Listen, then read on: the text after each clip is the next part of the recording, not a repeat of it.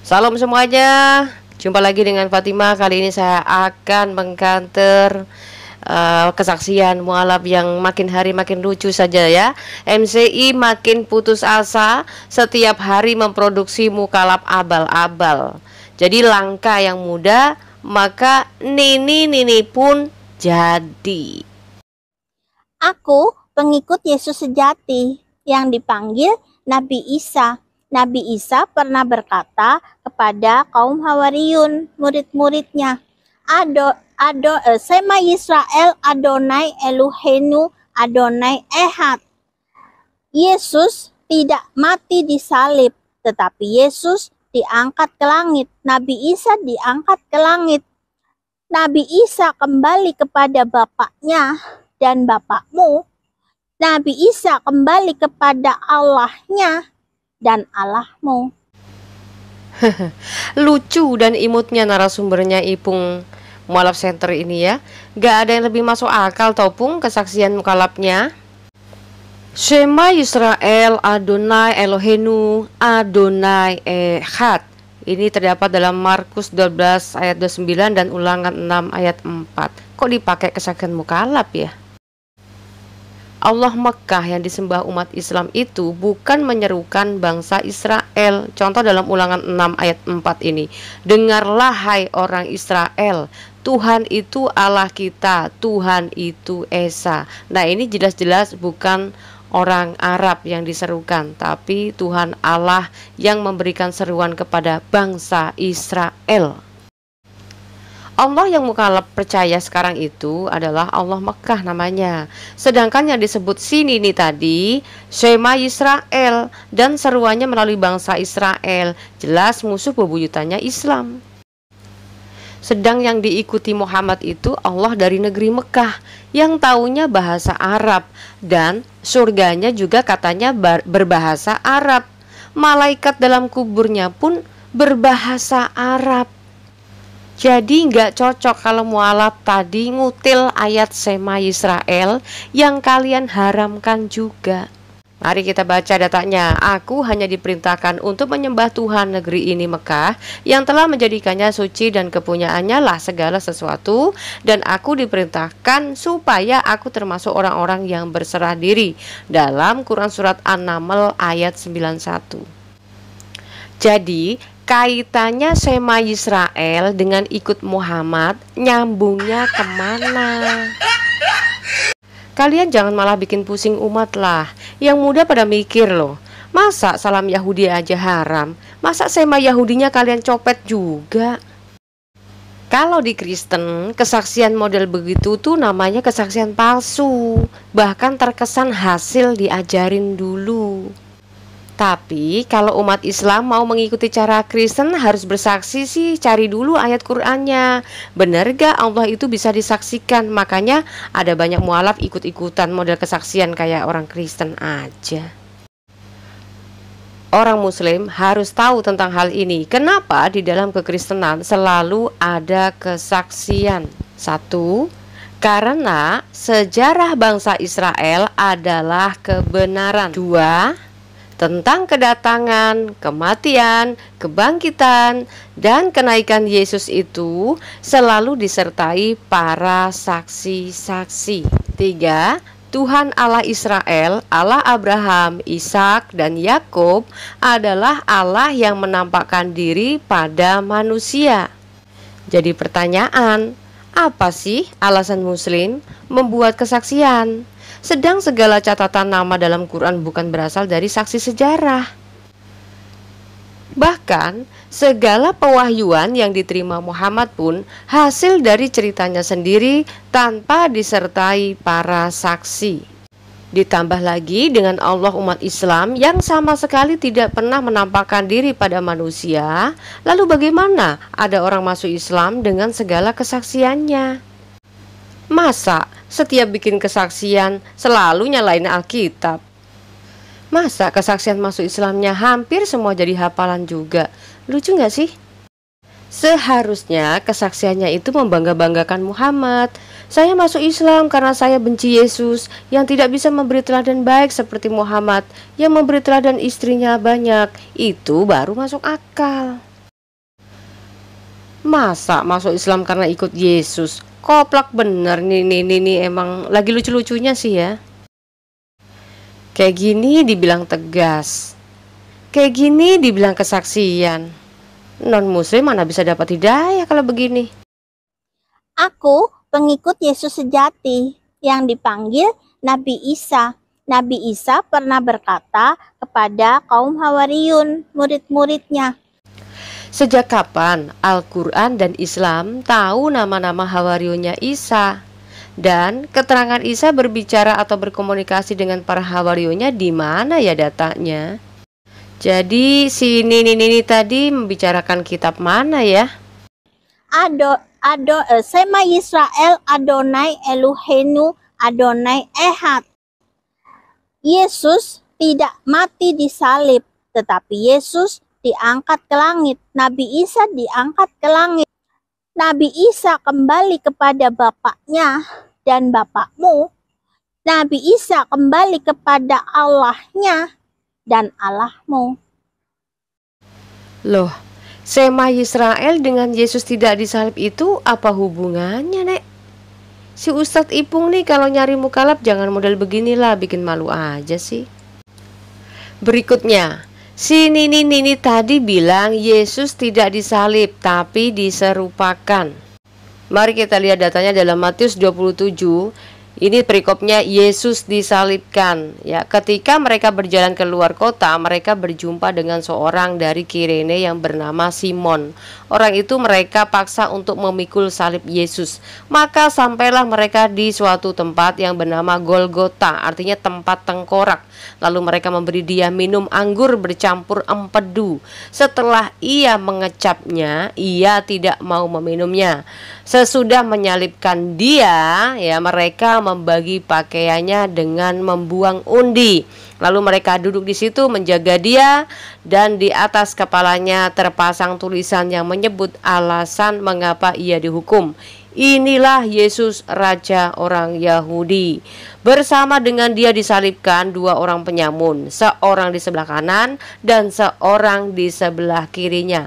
Artinya ini bukan dongeng, tetapi juga ada datanya. Dan bukan hanya sekedar data, tetapi kronologisnya itu sangat jelas dan masuk logika ya. Jadi Simbah tadi salah baca sepertinya, tapi ya maklumlah namanya juga udah ini. Jadi lagi lucu-lucunya gitu. Tapi kalau mau bilang Isa diserupakan dan tidak disalib itu cuma dalam Quran, bukan di dalam kitab orang Israel. Makanya si Nini tadi itu lucu. Walaupun begitu, Islam harus tahu kalau ternyata dalam Al-Quran pun keterangannya membingungkan. Mari kita singkap datanya. Yang bilang Isa tidak wafat, cung tangan dulu. Dalam Quran surat Maryam ayat 33, dan kesejahteraan semoga dilimpahkan kepadaku pada hari aku dilahirkan, pada hari aku meninggal, dan pada hari aku dibangkitkan hidup kembali. Tuh ternyata Nabi Isa sempat diwafatkan, terus sempat dibangkitkan kembali, berarti sempat mati. Nah pertanyaannya, matinya karena apa? Jadi narasi dalam kalimat Quran mengungkap Isa bukan diangkat ke langit, tapi dia wafat dan mengalami kebangkitan untuk hidup kembali. Pertanyaannya, kapan matinya? Lah masa belum sempat mati kok mau dibangkitkan kembali? Jadi kalau Isa diserupakan ketika di tiang salib, maka timbul pertanyaan baru. Apa alasan Nabi Isa disalib? Dan apa salah dan dosanya? Selanjutnya si Nini tadi mengatakan kalau Nabi Isa itu diangkat ke langit. Ini juga bertentangan dengan Al-Quran lagi yang menyebutkan demikian. Dalam Quran surat Al-Imran ayat 55, ingatlah ketika Allah berfirman, Hai Isa, sesungguhnya aku akan menyampaikan kamu kepada akhir ajalmu dan mengangkat kamu kepadaku serta membersihkan kamu dari orang-orang yang kafir dan menjadikan orang-orang yang mengikuti kamu di atas orang-orang yang kafir hingga hari kiamat. Kemudian hanya kepada akulah kembalimu, lalu aku memutuskan di antaramu tentang hal-hal yang selalu kamu perselisih padanya. Nah, di sini jelas tertulis bahwa ternyata Nabi Isa kembali pada Allah, dan keberadaan Allah itu bukan di langit kan, tapi ngambang di arasi. Isa juga sebelum diangkat katanya mengalami wafat dulu. Nah, wafatnya ketika di kayu salib atau karena demam. Sekaligus mempertanyakan apakah wafatnya Nabi Isa beserta jasadnya atau hanya rohnya saja. Kalau cuma rohnya, jasadnya dikubur di mana? Tapi kalau beserta jasadnya berarti sudah dipastikan bahwa Nabi Isa sudah melebihi Muhammad, yang jelas jasadnya terkubur di tanah. Nah, artinya betul apa yang ditulis Quran di bagian ini, dan menjadikan orang-orang yang mengikuti kamu di atas orang-orang yang kafir hingga hari kiamat. Nah, jika pengikut Nabi Isa saja sudah di atasnya orang-orang kafir, apa kelebihannya Muhammad? Berikutnya tentang keyakinan Muslim bahwa Yesus yang dipasangkan sebagai Isa itu tidak disalib tapi diserupakan. Kita tahu bahwa Al-Quran sama sekali tidak pernah memberikan keterangan secara valid tentang penyangkalan Yesus tidak disalib. Kecuali kita mencari kepastian dan jawabannya pada firman manusia yang terdapat dalam buku tafsir At-Tabari volume 8 halaman 105 dan selanjutnya. Oke. Mari kita lihat dulu data di mana umat Muslim itu telah menyangkal.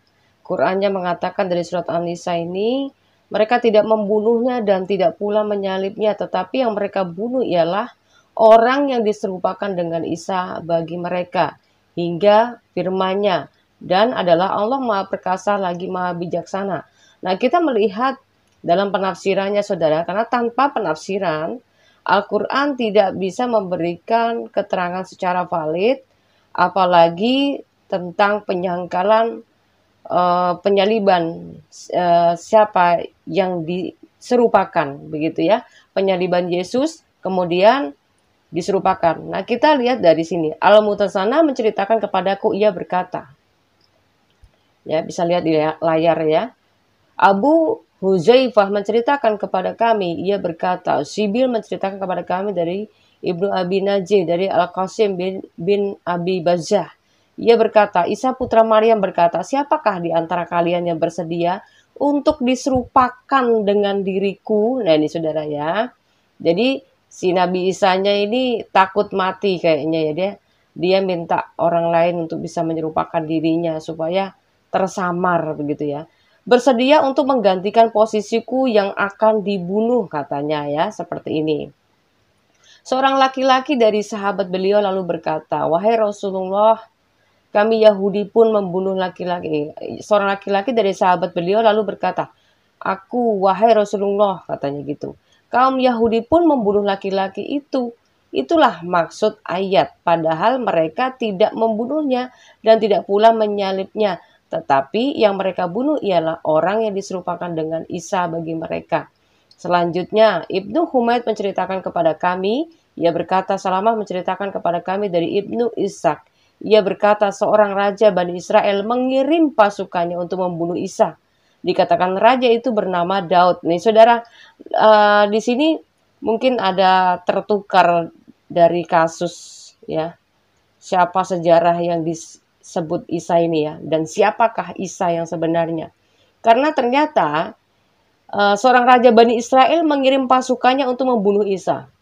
Dikatakan raja Daud itu dikatakan raja itu bernama Daud. Ternyata yang membunuh Nabi Isa ini adalah Raja Daud, saudara ya. Ketika mereka telah berkumpul untuk melakukan penangkapan tersebut, terlihat tidak ada seorang pun hamba Allah yang takut pada kematian, dan tidak pula terlihat khawatir dan bersedih karena Allah tidak meninggalkan. Nah, ini masalahnya lucunya begini. Muridnya tidak memiliki rasa takut sedikit pun, tapi Isanya takut. Mana yang jadi gurunya, mana yang jadi muridnya, saudara. Logikanya di situ ya, ambiar di sini. Selanjutnya membiarkan doanya hingga masing-masing dari mereka mengatakan, wahai Tuhanku, jika engkau memang mampu mempalingkan kerajaan ini dari seorang dari makhlukmu, maka palingkanlah kerajaan ini darinya, sekalipun ia harus didera hingga bersimbah darah. Lalu pasukan yang dikirim untuk membunuh Isa itu memaksa masuk ke dalam rumah untuk menangkap Isa dan sahabat-sahabat beliau. Mereka yang tinggal di dalam rumah berjumlah 13 orang berikut Isa. Ketika ia yakin bahwa pasukan itu akan masuk ke dalam rumah tersebut, ia berkata kepada para sahabat yang berjumlah 12 orang, dan ke-12 orang itu adalah Fitras, Yakub bin Zabadi, Yohanes, saudara Yakub, Andreas, Philips, Abars Lama, Mutta, Thomas, Yakub bin Halvia, Tadauisis, Kanania, Yudas, dan Zakaria, terus Yuta. Ibnu Hamid berkata, Salama berkata, Ibnu Ishak berkata, salah seorang dari mereka yang disebutkan kepadaku itu bernama Sarjas. Mereka berjumlah 13 orang dan Isa tidak termasuk dalam 13 itu. Namun kaum Nasrani mengingkari hal itu karena Sarjas adalah orang yang diserupakan dengan Isa dan menggantikan posisi Isa. Nah, saudara, ternyata di dalam tafsirnya ini tadi disebutkan di atas muridnya ini namanya nih ya, di sini ya muridnya ya. Padahal dalam Quran tidak memberikan informasi siapa muridnya, tapi justru dalam tafsir manusia bisa memberikan kejelasan yang lebih valid. Nah, kemudian di sini dijelaskan bahwa yang menyerupakan Nabi Isa adalah Sarjas ya. Kemudian yang menyalibkan Nabi Isa itu katanya Raja Daud. Luar biasa kan saudara ya? Ia berkata, aku tidak tahu apakah di antara mereka berjumlah 12 orang atau 13 orang. Mereka mengingkarinya pada saat kaum Yahudi mengatakan dengan bangga bahwa mereka telah menyalib Isa dan mengingkari apa yang dibawa oleh Muhammad SAW. Dari riwayat yang menyebutkan tentangnya, jika mereka berjumlah 13 orang, maka pada saat kaum Yahudi masuk menemuinya. Nah, di sini ada Nabi Isa, ada Raja Daud, kemudian sudah ada Muhammad ya. Nggak tahu ini ceritanya bagaimana ya. Mereka tentunya jumlah mereka menjadi 14 dengan Nabi Isa, dan jika 12, maka pada saat kaum Yahudi masuk menemui mereka, maka jumlah mereka ada 13 orang meliputi Nabi Isa. Nah, Ibnu Humaid menceritakan kepada kami, ia berkata, Salamah menceritakan kepada kami dari Ibnu Ishaq, ia berkata, seorang laki-laki Nasrani yang masuk Islam, menceritakan kepadaku ketika utusan Allah mendatangi Isa sesuai firman-Nya. Sesungguhnya aku yang mewafatkan kamu dan mengangkatmu. Nah, ini lucunya tadi kan Isa nyari tumbal, ya. Minta orang lain suruh menggantikan dirinya. Nah, kemudian firman-Nya mengatakan sesungguhnya aku yang mewafatkan kamu dan mengangkatmu. Nah, diwafatnya di mana dulu? Jasadnya di mana? Ya kan? Apakah dia wafat beserta jasadnya atau hanya sekedar rohnya saja? Kalau seandainya jasadnya juga bisa bangkit, wah hebat, Isanya lebih hebat daripada Muhammad ya kan? Tapi kalau misalnya rohnya saja, kuburannya di mana? Kan gitu saudara ya. Ia berkata, wahai sahabat-sahabatku, siapakah di antara kalian yang ingin menjadi temanku di dalam surga? Dan sebelum itu, ia harus melaksanakan tugasnya untuk menemui kaum Yahudi dengan bentuk dan rupa yang serupa denganku. Tuh coba. Ini bagaimana ceritanya, proses penyerupaannya lucu saudara ya. Proses penyerupaannya itu dia menyuruh orang yang mau menyerupai dirinya itu harus mirip dengannya. Nah ya, yang ingin menjadi temanku di dalam surga katanya. Jadi orangnya itu diiming-imingi surga supaya bisa menggantikan dia, saudara. Dan sebelum itu katanya nih ya, nih. Dan sebelum itu ia harus melaksanakan tugasnya untuk menemui kaum Yahudi dengan bentuk dan rupa yang serupa denganku. Lalu menggantikan posisiku yang akan dibunuh oleh mereka, kata Nabi Isa ya. Sarjas selalu berkata, aku wahai Rasulullah. Nah, kenapa dipanggilnya wahai Rasulullah ya? Kenapa dia nggak panggil Rasulullah, tapi aku wahai Rasulullah? Berarti Isa ini roh gitu ya, harusnya ya, roh Allah gitu ya, roh Allah gitu ya. Nabi Isa lalu berkata, duduklah kamu di tempat dudukku. Sarjas selalu duduk di tempat yang telah diperintahkan. Sedangkan Nabi Isa diangkat oleh Allah. Kaum Yahudi lalu masuk dan menangkapnya. Kemudian menyalibnya, padahal yang mereka salib adalah orang yang diserupakan dengan diri beliau. Dikisahkan bahwa sebelum kaum Yahudi masuk untuk menangkap Isa, mereka telah mengetahui jumlah keseluruhan orang yang berada di dalam rumah. Karena mereka telah mengawasi dan menghitung jumlahnya, namun pada saat mereka masuk hendak menangkap Isa, mereka mendapatkan jumlah itu berkurang dari jumlah keseluruhan. Selanjutnya, Padahal Isa ada bersama mereka, tapi mengapa jumlah sahabatnya itu berkurang? Hal itulah yang diperdebatkan mereka karena mereka tidak dapat mengenali Isa. Bani Israel lalu memberikan 30 dirham kepada Yudas, Zakaria, Yuta karena mereka telah mengetahui dan menunjukkan keberadaan Isa kepada mereka. Sebelum kaum Yahudi menangkap Isa, Yudas berkata kepada mereka, "Jika kamu dapat masuk, maka aku harus menerima pembayarannya." Sebentar. Ini mata uangnya namanya dirham, saudara. Berarti ini kejadiannya di bangsa Arab. Dan orang Yudas, Zakaria, ini orang Arab berarti ya. Masa ini masuk akalnya di mana, saudara? Bani Israel lalu memberikan 30 dirham kepada Yudas. Nah, ini katanya Yudas ini muridnya. Tetapi di sini bukan muridnya. Ya kan? Aneh kan? Nah, sedangkan logikanya ketika dia diberi uang itu karena dia adalah orang dalam, orang yang dikenal oleh Nabi Isa. Kan logikanya seperti itu, saudara. Nah, ini kemudian mata uangnya bernama mata uangnya disebutnya dirham. Nah, mata uang dirham itu adalah mata uang bangsa Arab. Nah, bagaimana? Apakah teman-teman ketika mendengarkan kesaksian oleh mualaf ini, kalian akan mendapatkan hidayah dan masuk Islam? Atau justru kalian semakin ragu tentang Islam? Nah, silakan di komen di kolom komentar ini. Dan jangan lupa subscribe ya. Sampai di sini dulu teman-teman. Sampai jumpa di video berikutnya. Salam waras. Tuhan Yesus memberkati.